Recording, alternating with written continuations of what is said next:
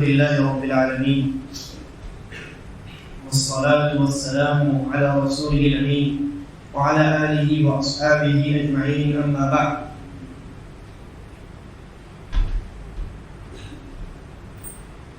موجودہ صورتحال میں مسلمانوں کی دو قسمیں ہو گئی. کچھ مسلمان ایسے ہیں کہ جو اپنے ان مظلوم بھائیوں کا درد خود بھی محسوس کرتے ہیں، اور کچھ مسلمان ایسے ہیں کہ جن کی زندگی میں اس حادثے کا کوئی اثر ہوا نہیں. وہ جس طریقے سے اس سے پہلے تھے آج بھی ویسے ہی ہیں، اور ان کی زندگی میں کوئی تبدیلی نہیں ہے.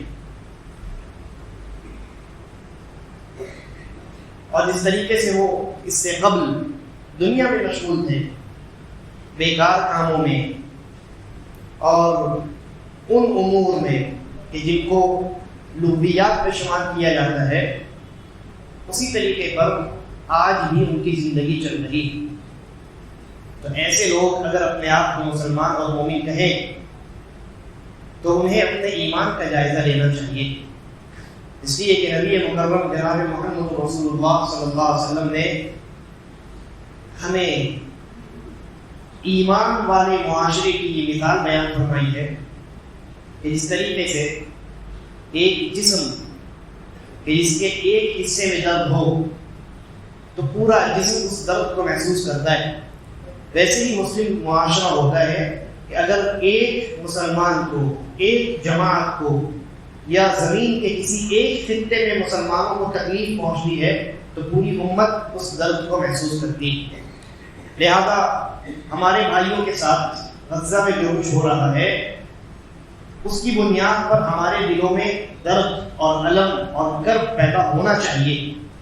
یہ ایمانی تقاضا ہے، اور یہ درد جتنا زیادہ ہے اس بات کی دلیل ہے کہ ایمان اتنا زیادہ ہے. دوسری چیز یہ کہ ایسے موقع پر جیسا کہ میں نے بیان کیا، توحید کا پیغام عام کرنا ہے، شرک سے لوگوں کو دور کرنا ہے اور دین پر قائم رہنے کی تلقین لوگوں کو کرنی ہے. ساتھ ساتھ ایک بہت بڑی چیز ہے اور وہ ہے دعا. دعا یہ مومن کا ہتھیار ہے، اور دعا ایسی چیز ہے جس کے لیے آپ کو کسی مشقت کی ضرورت نہیں. ہم اپنے بھائیوں تک اگر کوئی چیز پہنچا سکتے ہیں، اگر کوئی ان کے حق میں کوئی کام کر سکتے ہیں، سب سے بہترین کام اور سب سے اعلیٰ کام وہ دعا ہے.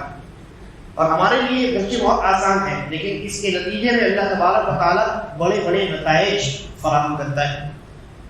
نبی اکرم صلی اللہ علیہ وسلم نے غزوہ بدر جو اسلامی سب سے پہلا معرکہ تھا، سب سے پہلی جنگ تھی، مسلمان 313 ہے اور اس طرف کفار کی ایک بڑی تعداد، 1000 کی تعداد.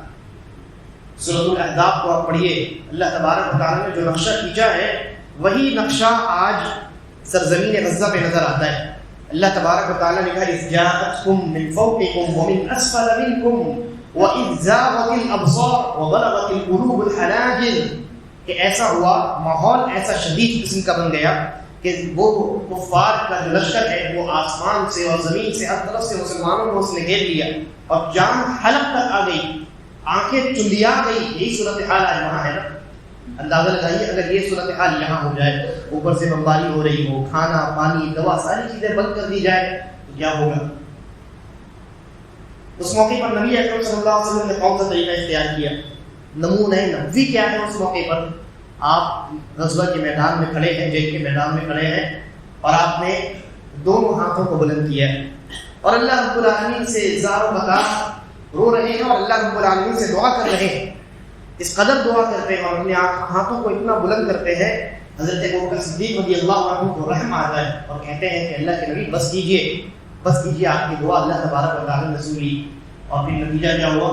اللہ تبارک و تعالیٰ نے مسلمانوں کو پہلے معرکے میں، پہلی جنگ میں فتح نصیب فرمائی.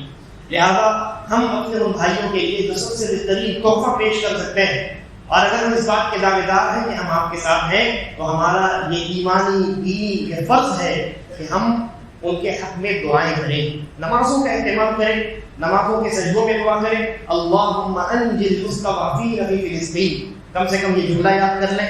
اور آخری تشہد سے پہلے جو موقع ہوتا ہے، اللہ کے نبی صلی اللہ علیہ وسلم فرمایا کہ وہ جو وقت ہے اس وقت میں جو چاہو اپنے رب سے مانگ لو، وہ دعا کی قبولیت کا وقت ہے. اس وقت آپ کی اس دعا کا اہتمام کریں. اور اگر بعض علماء نے اس کی بھی اجازت دی ہے کہ نماز کے اختتام کے بعد بھی آپ دعا کر سکتے ہیں، لیکن بہتر یہ ہے کہ نماز کے اختتام سے پہلے، سلام سے پہلے جو وقت ہے اس وقت میں آپ دعا کیجیے. تہجد کا وقت ہے، ہر رات اللہ تبارک و تعالیٰ آسمان دنیا پہ نازل ہوتا ہے. آپ اس وقت 2 رکعت نماز ہو کر کے پڑھیے اور اللہ رب العالمین سے اپنے بھائیوں کے حق میں دعا کیجیے. اتنا تو ہم ضرور کر سکتے ہیں. ہم تو کچھ نہیں کر سکتے ابھی فی الحال، ہمارے ہاتھ میں کچھ نہیں، نہ ہم اس پوزیشن میں ہیں تو ان کے حق میں ہم کھڑے ہو سکیں، لیکن ہم اتنا تو ضرور کر سکتے ہیں. یہ اصل چیز ہے، یہ اصل چیز ہے جس کا فائدہ ان کو پہنچے گا. ہمارے نعرے بازی سے، پوسٹ کرنے سے، ادھر ادھر کی کاموں سے وہ فائدہ پہنچنے والا نہیں. لہٰذا دعاؤں کا بہت زیادہ اہتمام کریں، بہت زیادہ شدت کے ساتھ دعاؤں کا اہتمام کریں.